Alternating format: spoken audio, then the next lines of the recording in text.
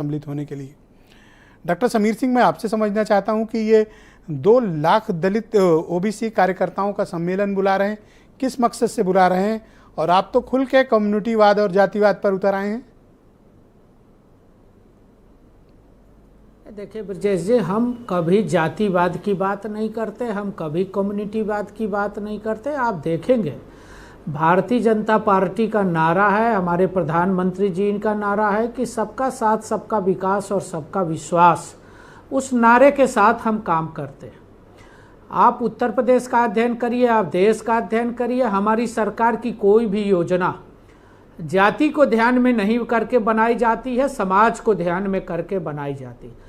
हाँ, ये जरूर हम राजनैतिक दल हैं, सभी राजनैतिक दलों में मोर्चा प्रकोष्ठ होते हैं। हमारे यहाँ भी पिछड़ा मोर्चा है, युवा मोर्चा है, महिला मोर्चा है, अनुसूचित मोर्चा है, अनुसूचित जनजाति मोर्चा है, जो विशेष वर्ग में अपने कामों को करते हैं और ऐसे लोगों को पार्टी से जोड़ने का काम करते हैं और सरकार की नीतियों को उस वर्ग में ले जाके पहुंचाते हैं कि हमने क्या किया।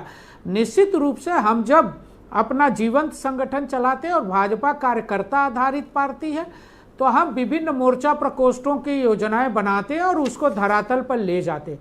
पिछले दिनों जिसका उल्लेख कर रहे हैं कि पिछड़े मोर्चे की कार्यशाला थी, उसमें हमने साइबर योद्धा बनाने की बात कही, हमने सोशल मीडिया के माध्यम से सरकार की उपलब्धियों, चाहे मोदी जी की, योगी जी की, राज्य और केंद्र की उपलब्धियों को जनता के बीच ले जाने की बात कही।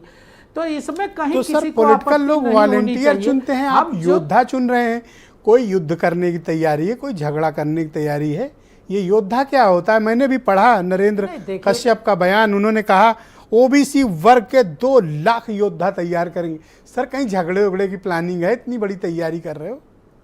नहीं, योद्धा झगड़ा नहीं करता। योद्धा निगेटिव शब्द नहीं है ब्रजेश जी। योद्धा माने बहादुर होता है और योद्धा माने सकारात्मक होता है। योद्धा समाज के लिए काम करता है, नकारात्मक नहीं है योद्धा।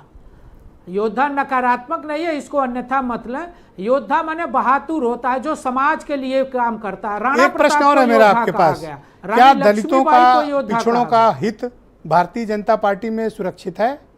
और अगर है तो आप मुझे उसके कारण बताएं। देखिए ब्रजेश जी, उत्तर प्रदेश की जनता और देश की जनता का हित भारतीय जनता पार्टी की सरकार में सुरक्षित है। खाली दलित पिछड़ा ही नहीं, अल्पसंख्यक का भी हित सुरक्षित है। 3 तलाक का कानून किसने बनाया? भारतीय जनता पार्टी ने बनाया। हमारी किसी भी सरकार की योजना, उत्तर प्रदेश सरकार की किसी भी योजना का लाभ जाति के आधार पर किसी को नहीं मिल रहा। आपने कहा कि अगर हिंदू को मिल रहा तो मुसलमान को भी मिल रहा। तो ये संसद में गाली क्यों दी गई फिर? अभी तक तो किसी ने खेद नहीं प्रकट किया, ना अभी तक सार्वजनिक रूप से रमेश बिधूड़ी ने माफी मांगी। देखिए, इसके पहले क्या हुआ उसकी चर्चा मैं नहीं करना चाहता, मैं विषयांतर नहीं जाना चाहता, लेकिन रमेश बिधूड़ी जी ने जो कहा उस पर लोकसभा के अध्यक्ष ने उनको स्पष्टीकरण दिया है। क्यों कहा, किस परिस्थिति में किया, उसका जवाब वो देंगे। लेकिन मैं इतना जरूर कहूँगा ब्रजेश जी कि हम विकास के आधार पर वोट मांगते हैं, हम तरक्की के आधार पर वोट मांगते हैं, हम समाज में काम के आधार पर वोट मांगते हैं। हमारी सरकार के मुख्यमंत्री आदरणीय योगी जी उत्तर प्रदेश के विकास, तरक्की, कानून व्यवस्था और जो हमने वादा किया था समाज के लिए करने का, उस आधार पर हम वोट मांगते हैं और जनता के बीच में जाते हैं। जनता हमको समर्थन दे रही है। जी शुक्रिया।